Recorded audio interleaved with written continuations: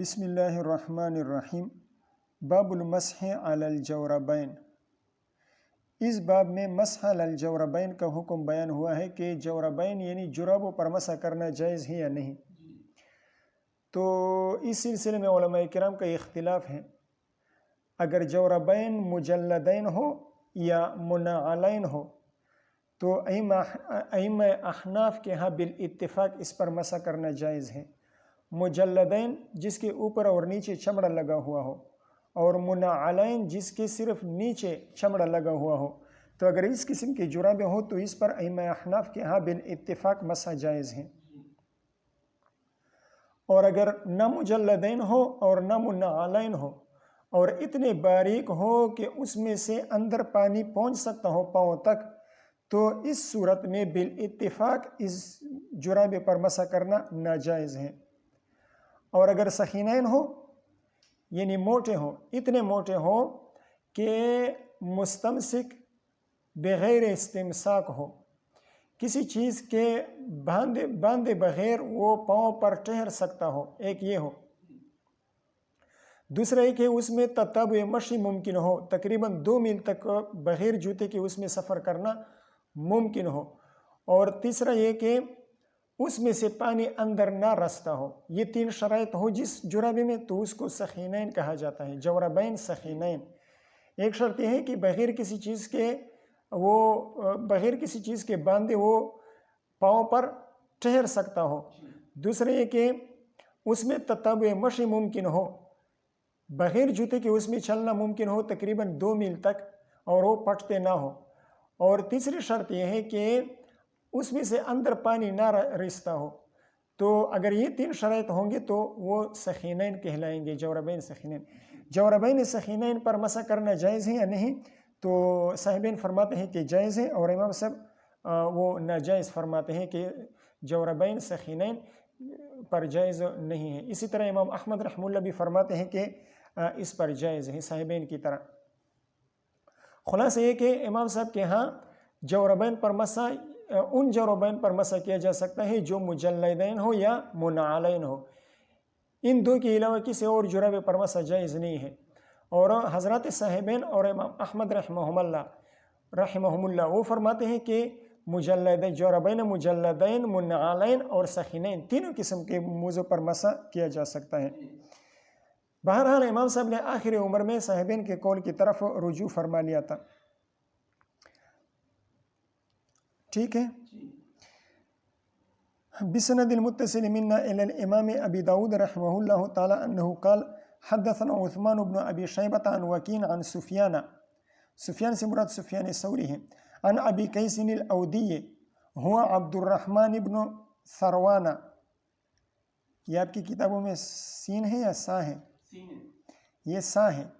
هو عبد الرحمن بن ثروان، سا کے ساتھ۔ عن حذیل بن شرحبیل عن المغیرۃ بن شعبۃ رضی اللہ تعالیٰ عنہ عنہم ان رسول اللہ صلی اللہ علیہ وسلم توضأ ومسح علی الجوربین والنعلین۔ حضور صلی اللہ علیہ وسلم نے وضو فرمایا اور مسح کر لیا جوربین پر اور نعلین پر، جرابوں پر مسح کر لیا اور جوتوں پر مسح کر لیا۔ قال ابو داود، یہ امام احمد اور حضرت صاحبین رحمہم اللہ ان کی دلیل ہے۔ یہ کن کی دلیل ہے؟ صاحبین اور امام احمد رحمہ اللہ کی دلیل ہے کہ حضور صلی اللہ علیہ وسلم نے جوربین پر مسح فرما لیا تھا۔ ان حضرات کی عقلی دلیل یہ ہے کہ موزے پر مسح کا جواز کیوں ہے؟ موزے پر مسح کا جواز دفع حرج کے لیے ہے کہ بار بار موزہ اتارنے میں حرج اور تکلیف ہوتی ہے اور تنگی ہوتی ہے، اور یہی معنی جوربین میں بھی پایا جاتا ہے، لہٰذا جوربین پر بھی مسح کرنا جائز ہوگا۔ امام صاحب کی کیا دلیل ہے؟ وہ فرماتے ہیں کہ جوربین سخینین پر مسح جائز نہیں ہے۔ اب تو یہ ان کا مرجوعان ہو قول ہے نا، پہلے تو یہ قول تھا ان کا کہ جوربین اگر مجلدین ہو یا منعلین ہو تب مسح کیا جا سکتا ہے، اس کے علاوہ جوربین پر مسح نہیں کیا جا سکتا۔ تو امام صاحب کے پہلے اس سے پھر انہوں نے رجوع کر لیا۔ اب امام صاحب کے پہلے قول کی دلیل کیا ہے؟ امام صاحب کے پہلے کے قول کی دلیل یہ ہے کہ جواز المسح علی الخفین کا ثبوت خلاف قیاس نص سے ثابت ہے، لہٰذا خلاف قیاس کس سے ثابت ہے؟ نص سے ثابت ہے، لہٰذا ہر وہ چیز جو خف کے معنی میں ہوگا یعنی اس میں تتابع مشی ممکن ہوگی، اس میں قطع مسافت ممکن ہوگا، تو اس کا حکم خف کی طرح ہوگا، اور جس میں یہ چیزیں نہ ہو تو اس کو ہم خف کا حکم نہیں دیا جا سکتا۔ اور یہ بات تتابع مشی اور مسافت کا قطع کرنا یہ مجلدین اور منعلین میں تو ہو سکتا ہے، لیکن ان کے علاوہ کسی اور جرابوں میں نہیں ہو سکتا۔ غیر مجلدین اور غیر منعلین اس معنی میں موزے کے ساتھ مشابہت نہیں رکھتے، موزے کے مشابہ نہیں ہے، لہذا غیر منعلین اور غیر مجلدین اس پر مسح کرنا جائز نہیں ہوگا۔ رہی یہ حدیث جس کو حضرت صاحبین اور امام احمد رحمہ اللہ نے اپنا مستدل بنایا تھا، تو اس میں یہ احتمال ہے کہ یہ جوربین منعلین ہو یا مجلدین ہو، ٹھیک ہے۔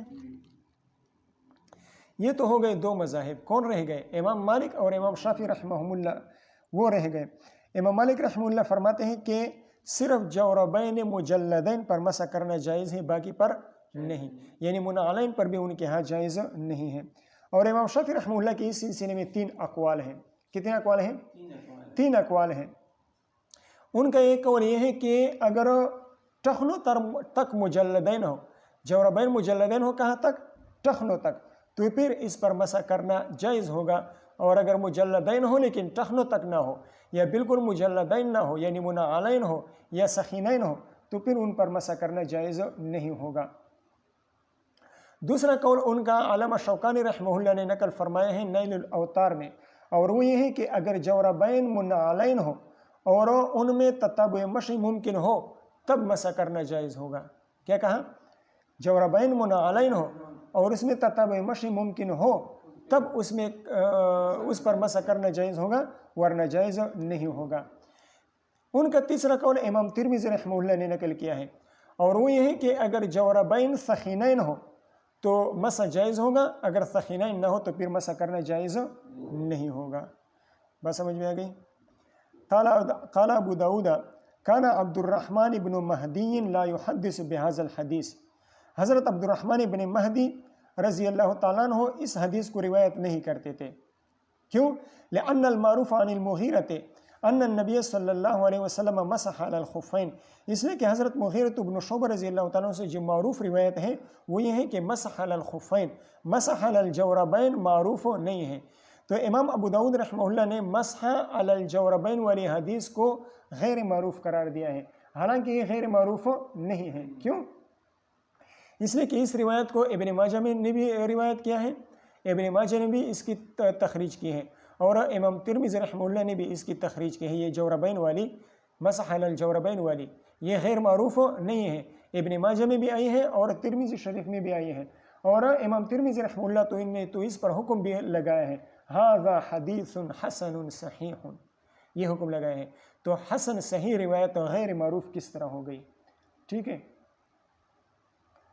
بات سمجھ میں آ گئی؟ اسی طرح یہ روایت حضرت بلال رضی اللہ تعالیٰ عنہ سے بھی مروی ہے۔ حضرت بلال رضی اللہ تعالیٰ عنہ کی روایت طبرانی شریف میں آئی ہے۔ حضرت بلال رضی اللہ تعالیٰ عنہ فرماتے ہیں کان رسول اللہ صلی اللہ علیہ وسلم یمسح علی الخفین والجوربین، حضور صلی اللہ علیہ وسلم خفین اور جوربین پر مسح فرمایا کرتے تھے۔ تو یہ غیر معروف نہیں ہے، یہ روایت غیر معروف نہیں ہے۔ بند کر دو دروازہ۔ وروي هذا الحديث أيضا عن أبي موسى الأشعري عن النبي صلی اللہ علیہ وسلم، ابو موسیٰ اشعری رضی اللہ عنہ کی روایت ابن ماجہ اور بیہقی میں آئی ہے، انه مسح على الجوربین وليس بالمتصل ولا بالقوی، لیکن ابو موسیٰ اشعری رضی اللہ عنہ کی روایت متصل بھی نہیں ہے اور قوی بھی نہیں ہے۔ کیوں؟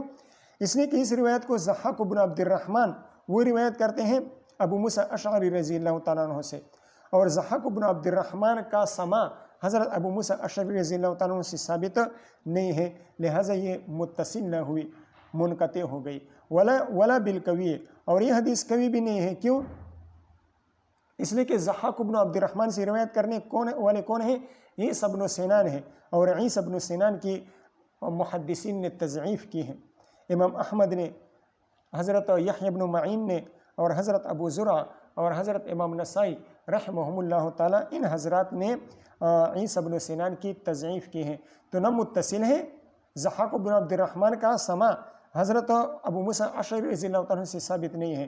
اسی طرح تو یہ متصل نہ ہوئی، منقطع ہو گئی. اسی طرح کبھی بھی نہیں ہے، ضعیف ہیں. کیوں؟ اس لیے کہ ضحاک بن عبد الرحمن سے روایت کرنے والے عیسی بن سنان پر محدثین نے جرح فرمائے ہیں، انہیں ضعیف قرار دیا ہے. ومسح على الجوربین علی بن ابی طالب و ابو مسعود، یہ ابو مسعود ہے، لیکن علامہ شوکانی رحمہ اللہ نے امام ابو داؤد رحمہ اللہ کے اس قول کو نقل فرمایا ہے تو اس طرح فرمایا ہے ومسح على الجوربین علی بن ابی طالب و ابن مسعود. یہاں پر تو ابو مسعود ہیں، لیکن علامہ شوکانی رحمہ اللہ نے اس عبارت کو جب نقل فرمایا تو ابو مسعود کی جگہ پر ابن مسعود فرما دیا. ومسح على الجوربين علي بن أبي طالب وأبو مسعود والبراء بن عازب وأنس بن مالك وأبو أمامة وسهل بن سعد وعمرو بن حريث. وروي ذلك عن عمر بن الخطاب وابن عباس رضی اللہ تعالیٰ عنہم. یہ سارے حضرات صحابہ کرام یہ فرماتے ہیں کہ مسح علی الجوربین جائز ہے. ہم اس کی تعویل میں یہ کہتے ہیں کہ ہو سکتا ہے کہ یہ جوربین کیا ہو، منعلین ہو یا مجلدین ہو. ٹھیک ہے.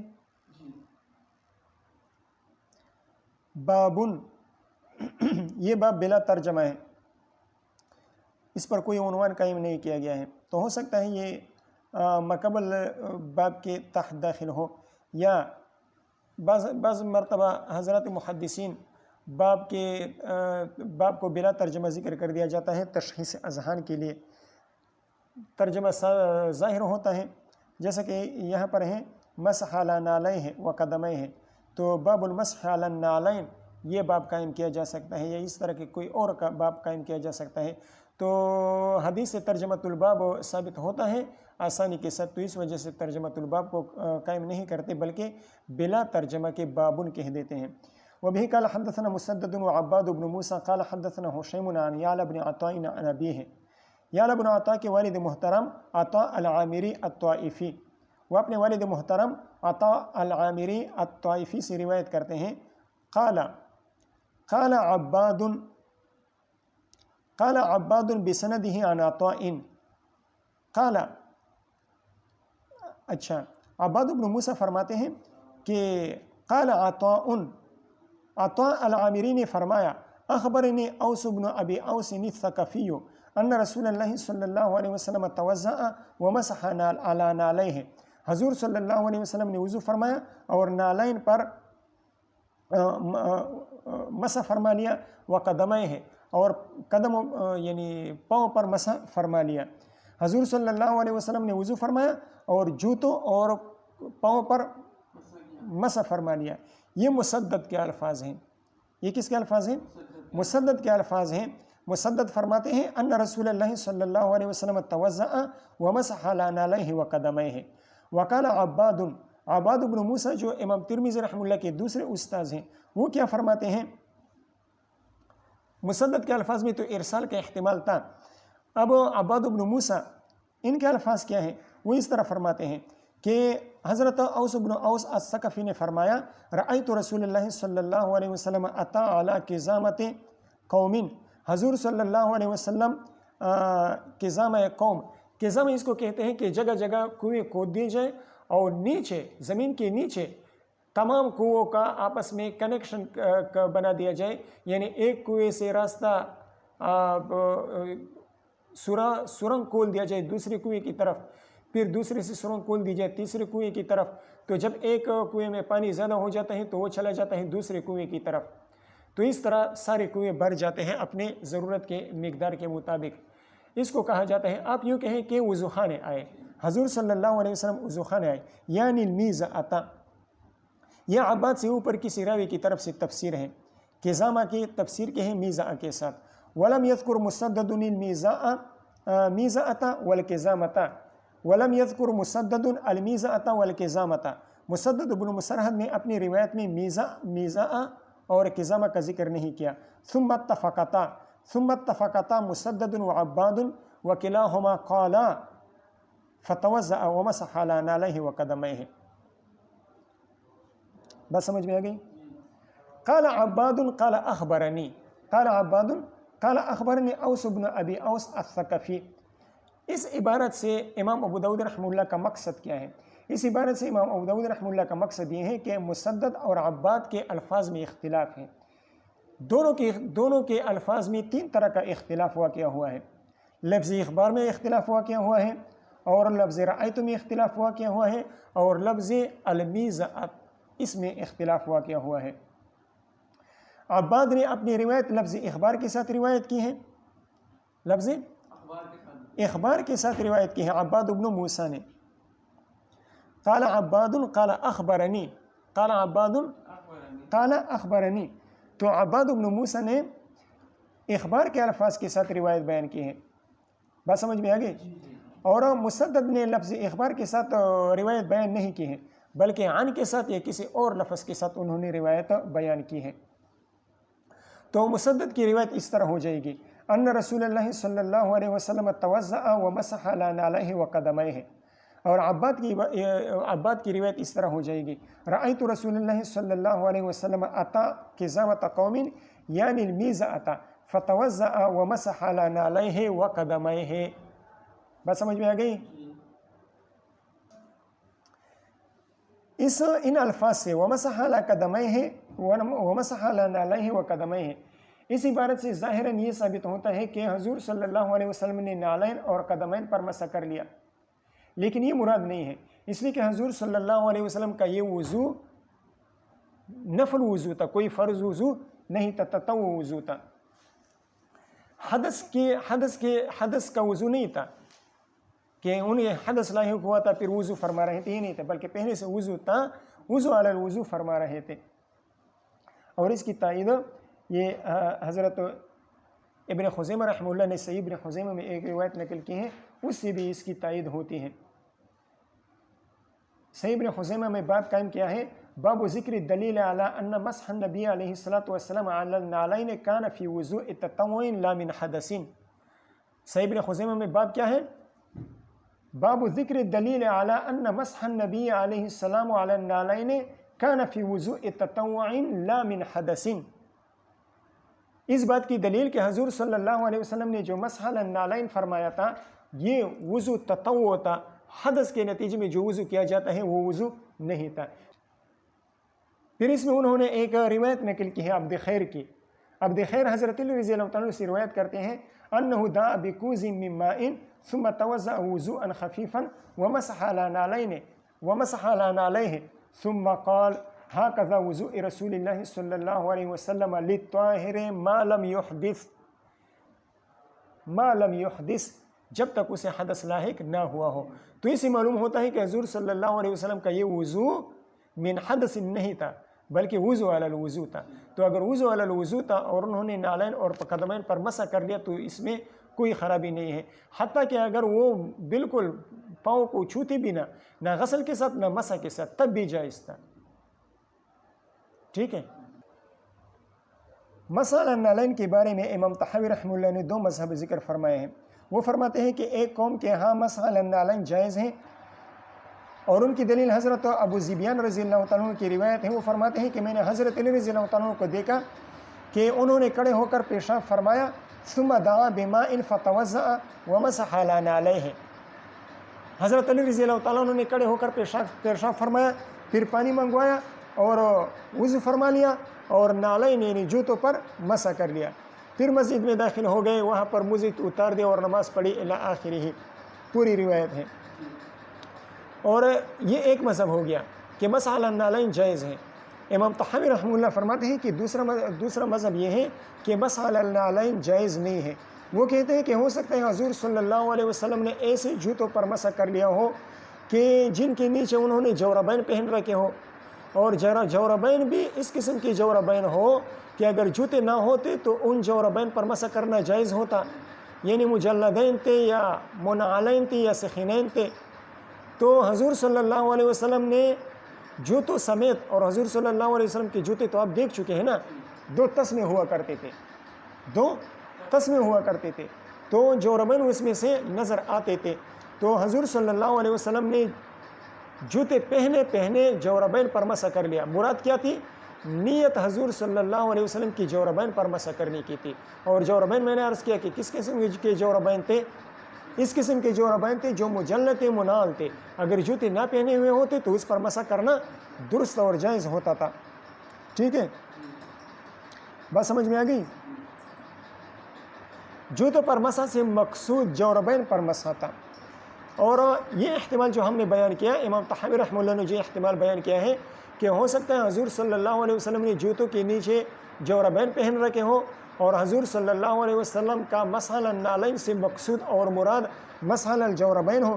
اس کی دلیل، اس احتمال کی تائید حضرت ابو موسیٰ اشعری اور حضرت مغیرۃ بن شعبہ رضی اللہ تعالیٰ عنہما کی ایک روایت سے ہوتی ہے.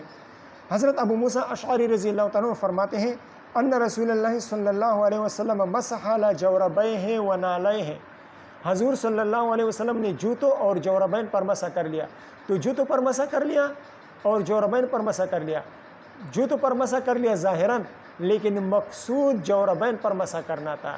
تو اور حضرت مغیرۃ بن شعبہ رضی اللہ تعالیٰ کے الفاظ بھی اسی طرح کے ہیں.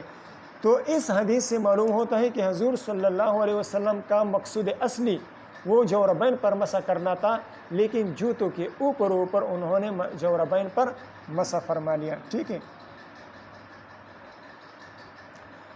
تو حضرت اوس بن ابی اوس رضی اللہ تعالیٰ کی روایت میں یہ احتمال ہے کہ حضور صلی اللہ علیہ وسلم کا مقصود وہ جوربین پر مسح کرنا ہو. ٹھیک ہے، اور امام طحاوی رحمہ اللہ نے اس کے بعد ایک قیاس بھی پیش فرمایا ہے. قیاس سے بھی نعلین پر عدم جواز مسح کو ثابت کیا ہے قیاس سے.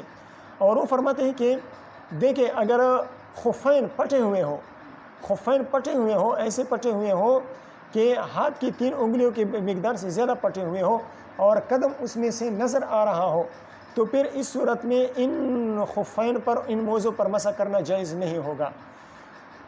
مسح الخفین کا جواز مقید ہے اس صورت میں کہ خفین نے پاؤں کو، قدمین کو چھپا رکھا ہو.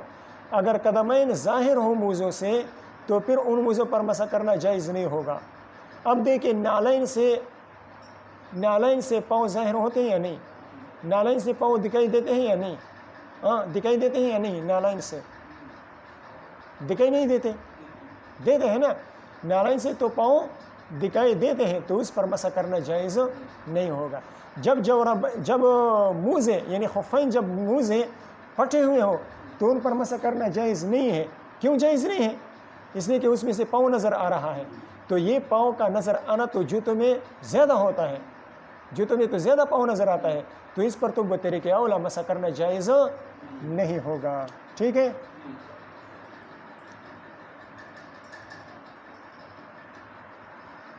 بات سمجھ میں آ رہی ہے؟ حضرت مولانا خلیل احمد سہارنپوری رحمہ اللہ نے بذل المجہود میں اس حدیث کی ایک اور تعویل بیان فرمائی ہے. وہ فرماتے ہیں کہ مسح سے مراد غسل ہے. مسح سے مراد کیا ہے؟ غسل ہے. وہ فرماتے ہیں کہ دیکھیں پیچھے حضرت ابن عباس رضی اللہ تعالیٰ عنہ کی ایک روایت گزر چکی ہے، روایت نمبر 137. روایت نمبر 137 کے آخر میں آتا ہے کہ فرش علی رجلہ الیمنی وفیہا النعل ثم مسحہا بیدیہ. یہاں پر ہم نے عرض کیا تھا کہ یہاں پر مسح سے مراد غسل ہے. مسح غسل کے معنی میں بھی آتا ہے، اور اس کی دلیل بھی ہم نے بیان کی تھی. دلیل ہم نے کیا بیان کی تھی؟ ید فوق القدم و ید تحت النعل، یدین فوق القدم و یدین تحت النعل. یہ ہم نے دلیل کے طور پر بیان کیا تھا کہ ایک ہاتھ اوپر تھا اور ایک ہاتھ نیچے تھا. تو مسح اس طرح نہیں کیا جاتا. ایک ہاتھ کا اوپر ہونا، قدم کے اوپر ہونا، اور ایک ہاتھ قدم کے نیچے ہونا، یہ دھونے کے لیے ہوتا ہے، مسح کے لیے تو اس طرح نہیں ہوتا. تو یہاں پر مسح سے مراد روایت نمبر 137 ابن عباس رضی اللہ تعالیٰ عنہ والی، یہاں پر ہم نے مسح سے مراد غسل مراد لیا تھا. تو حضرت سہارنپوری رحمہ اللہ فرماتے ہیں کہ یہاں پر بھی ہو سکتا ہے، احتمال ہے کہ یہاں پر بھی مسح سے مراد غسل ہو. اور مطلب یہ ہو جائے گا کہ حضور صلی اللہ علیہ وسلم نے نالین اور قدمین کا غسل کر لیا. یعنی نالین اس قسم کے تھے کہ اس کے نالین کا پاؤں میں ہوتے ہوئے پاؤں کا دھونا ممکن تھا. یعنی تسمہ والے جوتے تھے جس کو ہوائی چپل آج کل کہا جاتا ہے، اس قسم کے جوتے تھے. تو جوتوں سمیت پاؤں بھی دھو لیے اور جوتے بھی دھو لیے. پاؤں بھی دھو لیے اور کیا دھو لیے؟ پاؤں بھی دھو لیے اور جوتے بھی دھو لیے. جیسے کہ بنارس خان گاؤں میں نہر کے کنارے وضو کا بناتا ہے نا، وضو بناتا ہے، پھر جب پاؤں دھونے کی باری آ جاتی ہے تو چپل سمیت وہ پانی میں کڑا ہو جاتا ہے، اس طرح کرتا ہے یا نہیں؟ جوتے سمیت وہ کیا ہو جاتا ہے؟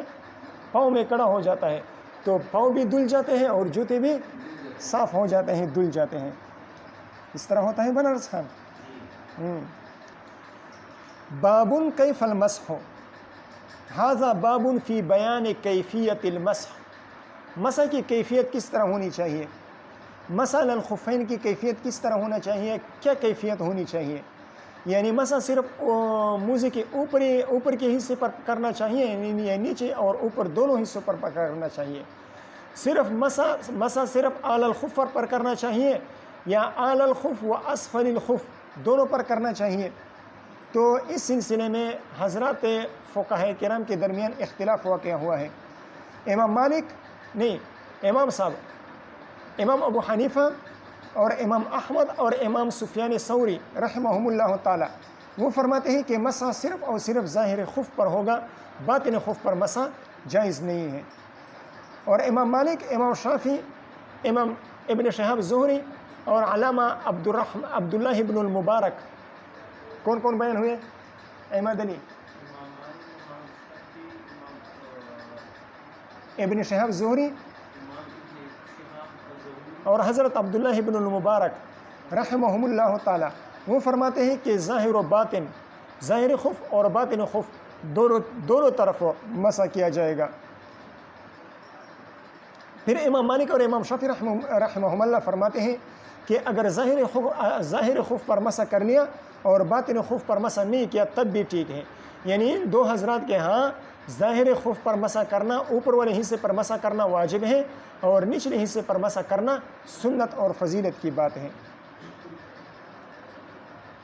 امام مالک رحمہ اللہ فرماتے ہیں کہ اگر باطن خف یعنی موزے کے نچلے حصے پر مسح کر لیا اور ظاہر خف پر مسح نہیں کیا تو پھر اس کا یہ مسح جائز نہیں ہوگا، یہ مسح نہ ہوا، جب مسح نہ ہوا تو وضو نہ ہوا، اور پھر اس پر اس مسح کا یا وضو کا اعادہ کرنا اس پر واجب ہوگا۔ ٹھیک ہے، یہ تو ہو گیا کیفیت مسح میں اختلاف۔ مقدار مسح میں بھی اختلاف ہے، مقدار مفروض، مسح کتنی مقدار کرنا چاہیے، مسح خفین پر کتنی مقدار کرنا چاہیے، تو اس میں بھی اختلاف ہے۔ امام شافعی رحمہ اللہ فرماتے ہیں کہ مسح کی مقدار ادنا ما یطلق علیہ اسم المسح، ادنا وہ مقدار جس پر مسح کا اطلاق کیا جا سکتا ہے، ادنا وہ مقدار جس مقدار پر مسح کا اطلاق ہو سکتا ہے وہ مقدار مفروض ہے، جیسے کہ مسح راس کے بارے میں ان کا مذہب یہ بیان ہوا تھا۔ اور ہمارے نزدیک ثلاثۃ اصابع من اصابع الید، ہاتھ کی 3 انگلیوں کی مقدار مسح کرنا یہ مقدار مفروض ہے۔ کس پر؟ سر پر نہیں، اللہ کے بندے سر پر سوئے ہوئے ہو، کیوں سوئے ہوئے ہو؟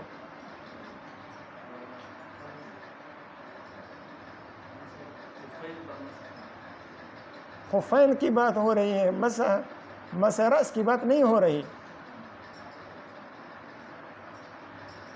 سوئے ہوئے ہو،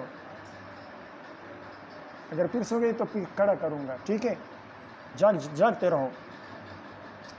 ہمارے نزدیک کیا ہے مقدار مفروض؟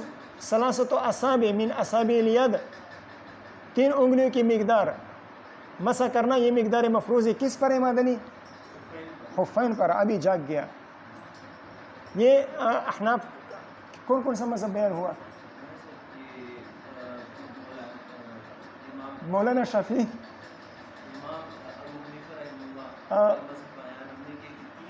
اور دوسرا مذہب ہاں امام شافعی رحمہ، مولانا شافعی نہیں، مولانا شافعی بھی ٹھیک ہے، لیکن بہرحال امام احمد رحمہ اللہ کا مذہب یہ مسح اکثر الخف، مسح اکثر القدم یہ واجب ہے، مقدار مفروض ہے، یعنی اکثر خف یعنی آدھے سے زیادہ خف پر یا آدھے سے زیادہ قدم پر مسح کرنا یہ مقدار مفروض ہے۔ امام مالک رحمہ اللہ فرماتے ہیں کہ ظاہر خف کا استعاب یعنی اوپر کا جو حصہ ہے وہ سارے کے سارے پر مسح کرنا یہ واجب اور ضروری ہوگا۔ ٹھیک ہے، بات سمجھ میں آ رہی ہے؟ یہاں پر امام ابو داؤد رحمہ اللہ نے 3 روایتیں بیان کی ہیں۔ ایک حضرت علی رضی اللہ تعالیٰ عنہ کی روایت ہے، اور حضرت مغیرۃ بن شعبہ کی روایت بھی ہے رضی اللہ عنہ. تو ان 3 قسم کی روایت سے ثابت ہوتا ہے کہ مسح علی ظاہر الخف کیا جائے گا، مسح علی باطن الخف نہیں کیا جائے گا.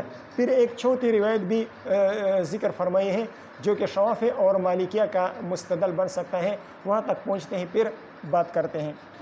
وبه قال حدثنا محمد بن الصباح البزاز قال حدثنا عبد الرحمن بن ابی زناد قال ذکرہ ابی. حضرت عبد الرحمن بن ابی زناد فرماتے ہیں کہ ذکرہ یعنی ذکر الحدیث یعنی رواہ ابی مذاکرتاً، اس حدیث کو میرے والد محترم نے مذاکرتاً ذکر فرمائے ہیں. ان کے والد محترم کون تھے؟ ابو زناد عبداللہ بن ذکوان رحمہ اللہ تعالی، عن عروة بن الزبیر عن المغیرۃ بن شعبہ رضی اللہ تعالیٰ عنہ عنہم ان رسول اللہ صلی اللہ علیہ وسلم کان یمسح علی الخفین، حضور صلی اللہ علیہ وسلم خفین پر مسح فرمایا کرتے تھے. وقال غیر محمد علی ظہر الخفین، وقال غیر محمد. امام ابو داؤد رحمہ اللہ فرماتے ہیں کہ میرے استاذ محمد بن الصباح کے علاوہ دیگر اساتذہ، جیسے کہ مثال کے طور پر علی بن حجر رضی اللہ رحمہ اللہ تعالی، علی بن حجر اور میرے دیگر شیوخ، وہ فرماتے ہیں کہ علی ظہر الخفین، کہ نبی علیہ الصلوۃ والسلام نے مسح کر لیا کس پر؟ خفین کے اوپری حصے پر، اوپر کے حصے پر. حضرت علی بن حجر رضی اللہ تعالیٰ کی روایت ترمذی شریف میں ہے اور اس کے الفاظ یہ ہیں مسح علی الخفین علی ظاہرہما، حضور صلی اللہ علیہ وسلم نے خفین پر مسح کر لیا علی ظاہرہما، اوپر کے حصے پر. اسی طرح حضرت مغیرہ بن شعبہ رضی اللہ تعالیٰ کی ایک روایت ہے.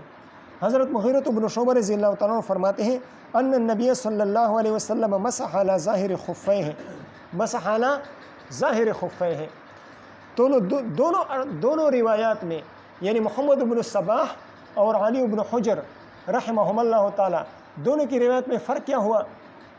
دونوں روایت میں فرق یہ ہوا کہ محمد بن الصباح کی روایت سے صراحتاً مسح علی ظاہر الخف ثابت نہیں ہوتا، صراحتاً اور نصاً مسح علی ظاہر الخف ثابت نہیں ہوتا، جبکہ حضرت علی بن حجر رحمہ اللہ کی روایت میں صراحتاً اور نصاً مسح علی ظاہر الخف ثابت ہوتا ہے. ٹھیک ہے. وبه قال حدثنا محمد بن العلاء قال حدثنا حفص يعني بن غياث عن الأعمش عن أبي إسحاق عن عبد خير عن علي رضي الله تعالى عنه، عن علي رضي الله تعالى عنه وعنهم قال لو كان الدين بالرأي، لو كان أمور الدين بالرأي، لو كان الدين یعنی لو كان أمور الدين لكان أسفل الخف أولى بالمسح من أعلاه. اگر دین کے امور وہ عقل اور رائے سے ہوتے، اگر دین کے امور ظاہر رائے سے اور مجرد عقل سے ان کا تعین ہو سکتا تھا اور عقل سے ان کا حکم بیان کیا جا سکتا تھا، ان کا حکم متعین کیا جا سکتا تھا، تو عقل تو کیا کہتی ہے؟ عقل تو یہ کہتی ہے کہ باطن خف یعنی خف کا جو نچلا حصہ ہے وہ مسح کے زیادہ لائق ہے اوپر کے حصے سے. کیوں؟ لکان اسفل الخف اولا، اسفل خف اولا کیوں ہے مسح کے؟ اسفل خف مسح سے اولا اس لیے ہے کہ وہ اوساخ اور قاذورات کے زیادہ قریب ہوتا ہے. کون سا حصہ گندا ہوتا ہے؟ اوپر والا حصہ گندا ہوتا ہے یا نچلا حصہ؟ نچلا حصہ گندا ہوتا ہے نا، وہ قاذورات اور اوساخ کے زیادہ قریب ہوتا ہے، لہذا مسح اس پر کرنا چاہیے. اور اوپر کا حصہ وہ تو قاذورات اور اوساخ سے وہ دور ہوتا ہے، لہذا اس پر وہ مسح کے زیادہ لائق نہیں ہے، بلکہ نچلا حصہ زیادہ لائق ہے. لیکن عقل سے ہم دینی احکامات امور دین ہم عقل سے متعین نہیں کر سکتے. وقد رأيت رسول اللہ صلی اللہ علیہ وسلم یمسح علی ظاہر خفیہ، یہ تعلیل ہے. وقد رأيت یہ تعلیل ہے، مسح علی الخفین، مسح علی ظاہر الخفین کے لیے تعلیل ہے. مسح علی ظاہر الخفین کیا جائے گا، کیوں؟ اس لیے کہ حضور صلی اللہ علیہ وسلم نے مسح علی ظاہر خفیہ، ظاہر خفیہ پر انہوں نے مسح فرما لیا ہے. ٹھیک ہے. اب اولا کیا ہوا؟ حضرت علی رضی اللہ عنہ کی اس اثر سے کیا ثابت ہوا؟ حضرت علی رضی اللہ عنہ فرماتے ہیں کہ اسفل خف یہ اولا ہے مسح کے اعلی الخف کے مقابلے میں، اعلی الخف کے مقابلے میں اسفل خف یہ مسح کی زیادہ اولا ہے۔ اولویت کی وجہ کیا ہے؟ اولویت کی وجہ یہ ہے کہ مسح سے مقصود طہارت ہے، اور اسفل خف یہ طہارت کا زیادہ محتاج ہے، اس لیے کہ اسفل خف پر حدث اور خبث دونوں جمع ہوئے ہیں، اور ظاہر خف پر صرف حدث جمع ہوا ہے۔ تو جہاں پر دو گندگیاں ہوں، حدث بھی ہو اور خبث بھی ہو، وہ مسح کی زیادہ لائق ہے یا نہیں؟ اس وجہ سے حضرت علی رضی اللہ تعالیٰ نے فرمایا کہ اسفل خف یہ اعلی الخف کے مقابلے میں مسح کے زیادہ لائق ہیں۔ ٹھیک ہے، آگے پڑھو۔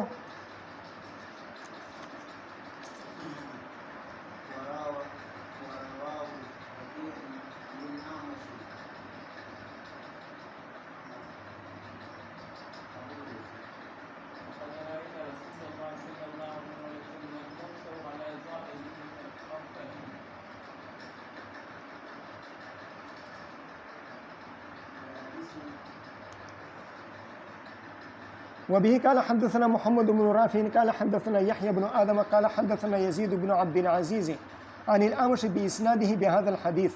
امام سلیمان بن مہران الأعمش رحمہ اللہ اپنی سند کے ساتھ بیان کرتے ہیں بهذا الحديث، یہ حدیث جو پیچھے گزر گئی 162 نمبر روایت، وہ روایت کرتے ہیں قال ما كنت أرى باطن القدمين إلا أحق بالغسل۔ قالا، اس قالا کا فاعل کون ہے؟ اس قالا کے فاعل میں دو احتمالات ہیں، یا تو حضرت علی رضی اللہ عنہ اس کا فاعل ہے، یا یزید بن عبد العزیز اس کا فاعل ہے۔ ما كنت أرى باطن القدمين، ما كنت أظن، یہاں پر اورا یہ رؤیت القلب سے ہے، جس کو حسبان کہا جاتا ہے، حسبان، اور یہ دو مفعولوں کا تقاضا کرتا ہے، جیسے کہ انہم یرونہ بعیدا ونراہ قریبا، اس طرح آیت ہے انہم یرونہ بعیدا ونراہ قریبا، یعنی انہم یحسبونہ بعیدا، ٹھیک ہے، انہم یحسبونہ بعیدا ونعلمہ قریبا، تو یہاں پر بھی اورا یہ رؤیت القلب سے ہے، مقتضی للمفعولین ہے، تو ایک مفعول ہو گیا باطن القدمین اور دوسرا مفعول ہو گیا احق بالغسل، ٹھیک ہے، دو مفعول آ گئے۔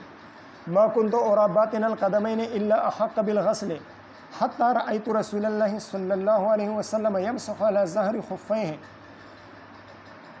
میرا گمان پہلے یہ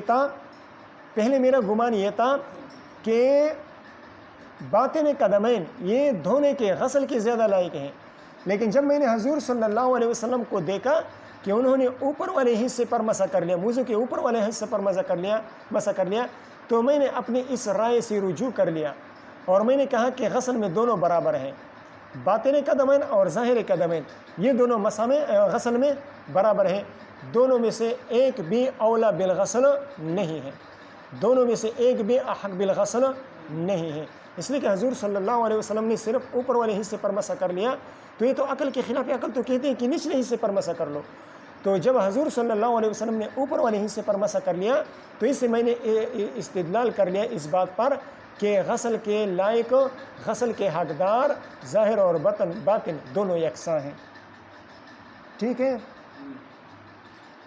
آگے پڑھو، بنارس خان جلدی کرو،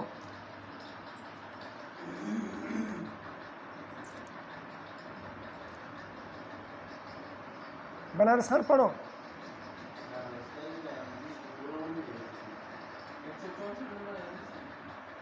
پڑھ لیا 164 پڑھو۔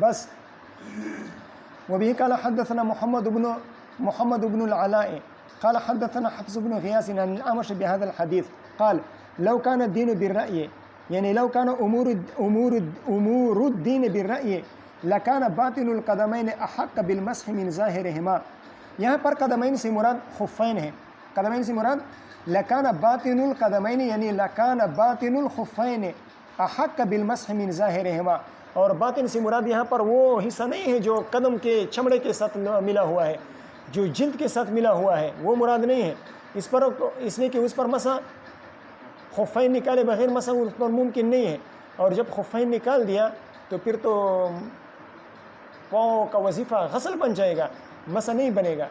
تو یہاں پر اگرچہ علامہ ابن الحمام رحمہ اللہ نے یہ پاؤں کا جو چمڑا ہے وہ مراد لیا ہے، نچلا چمڑا پاؤں کا مراد لیا ہے، لیکن جمہور فقہا وہ فرماتے ہیں کہ یہاں پر باطن القدمین سے مراد یہ جو چمڑا موزہ ہے نا، موزے کا نچلا حصہ مراد ہے۔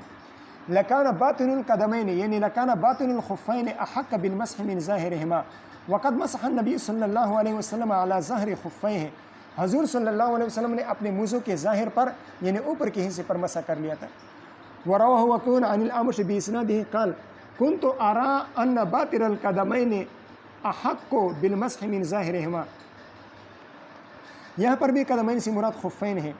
حتی رأيت رسول اللہ صلی اللہ علیہ وسلم يمسح على ظاهرهما، میرا پہلے گمان یہ تھا کہ خفین کا جو نچلا حصہ ہے یہ مسح کے زیادہ لائق ہے، لیکن جب میں نے حضور صلی اللہ علیہ وسلم کو دیکھا کہ وہ موزے کے اوپر والے حصے پر مسح فرما رہے تھے تو میں نے اپنی اس رائے کو چھوڑ دیا۔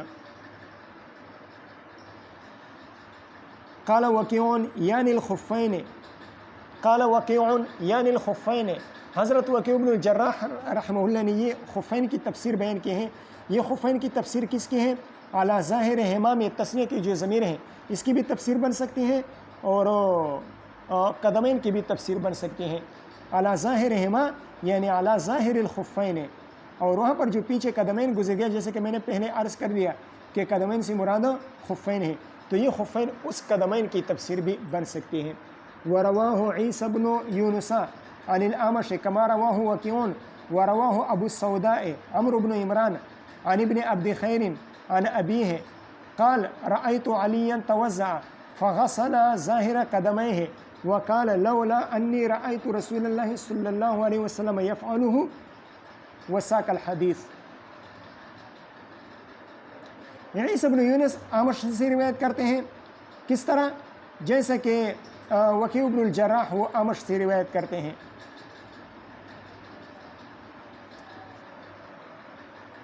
عیسی بن یونس نے اعمش سے وکیع بن الجراح کی طرح روایت بیان کی ہے۔ ورواه ابو السوداء عن ابن عبد خیر عن ابیہ قال رأیت علیا توضأ، حضرت علی رضی اللہ عنہ کو میں نے وضو کا فرماتے ہوئے دیکھا، فغسل ظاہر قدميه، انہوں نے ظاہر قدمین کا غسل کر لیا، وقال یعنی غسل ظاہر قدميه، فغسل ظاہر قدميه، ظاہر قدمین کا غسل کر لیا۔ اس غسل سے مراد یا تو غسل ہے دھونا، اور یا اس غسل سے مراد مسح ہے۔ وقال لولا انی رأیت رسول اللہ صلی اللہ علیہ وسلم یفعلہ الی آخرہ وساق الحدیث، پھر حدیث کو آگے تک لے گئے۔ اس نسخے میں، ہمارے نسخے میں بس یہی ہے، یفعلہ تک ہے، لیکن بعض نسخوں میں یفعلہ کے بعد چند الفاظ کا اضافہ ہے، اور وہ الفاظ یہ ہیں لَظَنَنْتُ أَنَّ بُطُونَهُمَا أَحَقُّ بِالْغَسْلِ، وَظَنَنْتُ أَنَّ بُطُونَهُمَا أَحَقُّ بِالْغَسْلِ، کہ یہ خفین کا جو باطنی حصہ ہے وہ غسل کے زیادہ لائق ہیں۔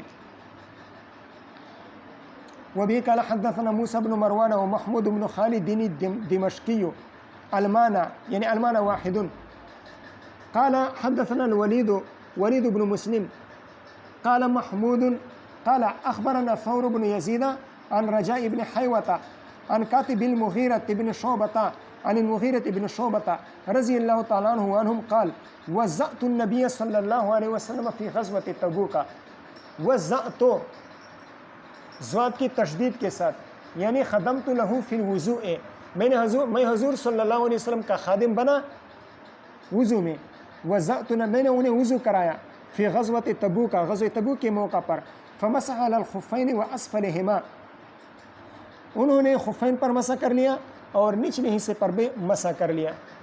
یہ امام شافعی اور امام مالک رحمہ اللہ کی دلیل ہے کہ مسح ظاہر خف اور باطن خف دونوں پر کیا جائے گا۔ اس حدیث سے ثابت ہوا کہ محل مسح خفین میں اسفل اور اعلیٰ اور اسفل دونوں ہیں، اور اس کی تائید کہ محل مسح یہ اسفل اور اعلیٰ دونوں ہیں، اس کی تائید ایک روایت سے بھی ہوتی ہے۔ السنن الکبریٰ للبیہقی میں ایک روایت میں آتی ہے، حضرت نافع رحمہ اللہ بیان فرماتے ہیں کہ حضرت ابن عمر رضی اللہ تعالیٰ عنہما کان یمسح علی ظاہر الخف و باطنہ، حضرت ابن عمر رضی اللہ تعالیٰ عنہما کان یمسح علی ظاہر الخف و باطنہ، ظاہر خف اور باطن خف پر مسح فرمایا کرتے تھے۔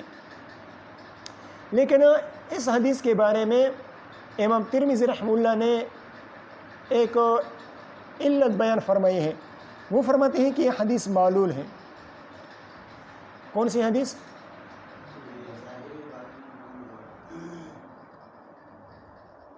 اس یہ ابو داؤد کی روایت کے بارے میں امام ترمذی رحمہ اللہ فرماتے ہیں کہ یہ حدیث معلول ہے۔ حضرت ثور سے ولید بن مسلم کے علاوہ کسی نے مسندات بیان نہیں کی ہیں، یعنی ولید کے علاوہ سارے روات جو ہے نا اس کو مرسلاً بیان فرماتے ہیں۔ تو امام ترمذی رحمہ اللہ فرماتے ہیں کہ ولید بن مسلم سے صرف حضرت ثور رحمہ اللہ نے مسنداً بیان کیا ہے۔ یہ میں اپنی طرف سے کہہ رہا ہوں کہ ثور کے علاوہ باقی جتنی بھی روات ہیں انہوں نے یہ حدیث مرسلاً بیان کی ہے، مسنداً بیان نہیں کی ہیں، یعنی حضرت مغیرۃ بن شعبہ رضی اللہ تعالیٰ کا تذکرہ نہیں فرماتے ہیں۔ پھر امام ترمذی رحمہ اللہ فرماتے ہیں کہ میں نے حضرت ابو زرعہ اور حضرت امام بخاری رحمہ اللہ سے اس حدیث کے بارے میں پوچھا تو انہوں نے فرمایا کہ لیس بصحیح، لیس بصحیح، یہ حدیث صحیح نہیں ہے۔ ٹھیک ہے، حدیث ضعیف ہے، لیکن مولانا صاحب آ گئے؟ اچھا، یہ حدیث ضعیف ہے، لیکن شوافع اور مالکیہ کی طرف سے یہ جواب آ سکتا ہے کہ ضعیف ہو پھر کیا ہوا، ہم اس کو فضائل اعمال پر محمول کرتے ہیں۔ نچلا حصہ جیسے کہ شروع میں اختلاف جو میں نے بیان کیا تھا وہاں پر میں نے کہا کہ شوافع اور مالکیہ کے ہاں اعلیٰ خف پر مسح کرنا یہ واجب ہے، اور باطن خف پر یہ سنت اور فضیلت کی بات ہے، کوئی واجب اور ضروری نہیں ہے۔ تو یہ کہہ سکتے ہیں کہ اگر یہ حدیث ضعیف ہو، یہ روایت نمبر 165 اگر ضعیف ہو تو بھی کوئی پرواہ نہیں ہے۔ کیوں؟ اس لیے کہ ہم باطن خف کے مسح کو سنت قرار دیتے ہیں، فضیلت کی بات قرار دیتے ہیں، اور فضائل اعمال میں ضعیف حدیث بھی چل سکتی ہے، فضائل اعمال میں ضعیف حدیث بھی چل سکتی ہے۔ اس کا جواب مولا علی قاری رحمہ اللہ نے یہ دیا ہے کہ ٹھیک ہے، ضعیف حدیث پر عمل کیا جا سکتا ہے، لیکن یہ عمل تب درست ہوگا جب وہ ضعیف حدیث کسی صحیح حدیث یا حسن حدیث کے خلاف نہ ہو۔ حدیث ضعیف پر عمل کیا جا سکتا ہے فضائل اعمال میں، لیکن تب جب وہ ضعیف حدیث صحیح یا حسن حدیث کے مخالف نہ ہو، جبکہ حضرت علی رضی اللہ عنہ کی یہ حدیث یہ صحیح حدیث کے مخالف ہیں۔ دوسری بات یہ کہ حدیث ضعیف پر فضائل اعمال میں عمل تب کیا جا سکتا ہے جب اس عمل کی فضیلت کسی اور دلیل سے بھی ثابت ہو، جب اس عمل کی فضیلت، یا یوں کہیں کہ جب وہ عمل کسی اور دلیل سے بھی ثابت ہو۔ فضائل اعمال پر ضعیف حدیث میں عمل کیا جا سکتا ہے، لیکن تب جب وہ عمل کسی اور حدیث سے ادلے اخرى سے اس کا ثبوت ہو، تب ضعیف حدیث پر فضائل اعمال کے درجے میں عمل کیا جا سکتا ہے۔ جبکہ یہاں پر یہ حکم باطن خف پر مسح کرنا، باطن خف پر مسح کرنے کا جو حکم ہے یہ حکم ابتدائی ہے، کسی اور دلیل سے اس کا ثبوت نہیں ہے۔ اس کے علاوہ اس حدیث میں روایت نمبر 165 حضرت علی رضی اللہ عنہ کی جو روایت ہے، اس روایت میں کوئی ایسا لفظ مذکور نہیں ہے جو فضیلت اور ثواب پر دلالت کر رہا ہو۔ تو اس حدیث کو آپ فضائل اعمال میں کس طرح بیان کرتے ہیں؟ فضائل اعمال میں تو وہ حدیث بیان کی جا سکتی ہیں جس میں کسی ثواب کا ذکر ہو، جس میں کسی عمل کی فضیلت کا ذکر ہو، تو وہ حدیث فضائل اعمال میں بیان کی جا سکتی ہیں۔ بہرحال اس حدیث میں بہت سارے باتیں ہیں۔ حضرت سہارنپوری رحمہ اللہ نے بزل میں بہت ساری علتیں بیان کی ہیں، بہرحال علتیں بیان کی ہیں لیکن جوابات بھی دیے ہیں، لیکن معلول ہے۔ ایک علت حضرت سہارنپوری رحمہ اللہ نے سب سے آخر میں پھر ایک علت بیان فرمائی ہے، اور پھر وہ فرماتے ہیں کہ اس کا جواب مجھے معلوم نہیں ہے، تو علت ہم بعد میں بیان کرتے ہیں آخر میں۔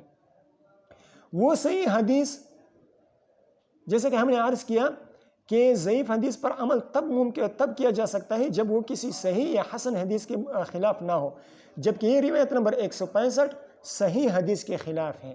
اور وہ صحیح حدیث کون سی ہیں؟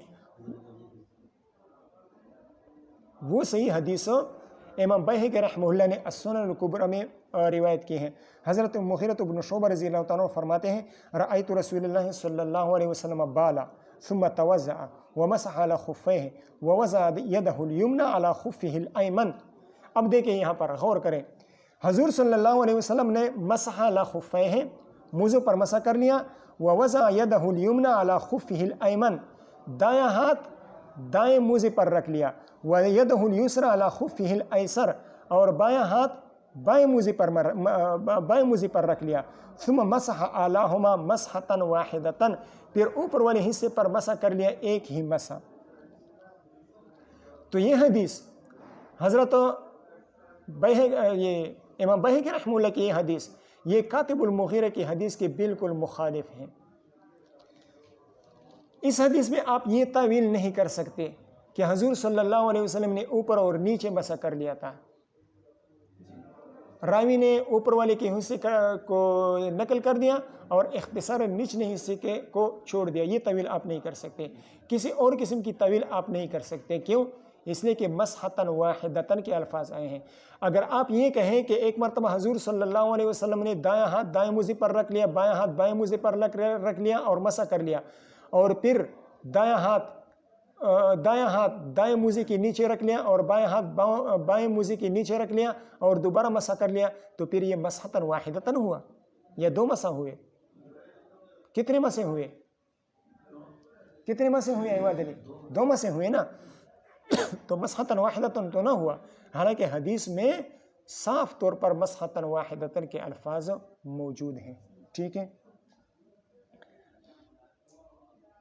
قال ابو داود وبلغني انه لم يسمع ثور هذا الحديث من رجاء، یہ ہے حضرت سہارنپوری رحمہ اللہ نے جو علت بیان کی ہیں، پھر شوافی کے اور مالکیہ کی طرف سے جوابات دیے ہیں، علت بیان کی ہیں، پھر جوابات دیے ہیں، آخر میں یہ علت بیان کی ہے کہ اگر تمام علتوں کے جوابات موجود ہوں تو ایک علت ایسی ہے اس حدیث میں کہ اس کا کوئی جواب نہیں ہے، کم از کم مجھے معلوم نہیں ہے۔ حضرت سہارنپوری رحمہ اللہ فرماتے ہیں کم از کم مجھے اس کا علم نہیں ہے، میں اس کی علت کے جواب پر مطلع نہیں ہوا ہوں، مجھے اس علت کے جواب پر وقوف حاصل نہیں ہے۔ اور وہ کون سی علت ہے؟ وہ یہ علت ہے جیسے کہ امام ابو داود رحمہ اللہ نے بھی بیان کی ہیں، وہ علت یہ ہے کہ ثور کا سما رجاء ابن حیوہ سے ثابت نہیں ہے، تو ان کے آ گیا، اور منقطع روایت وہ ضعیف ہوتی ہیں۔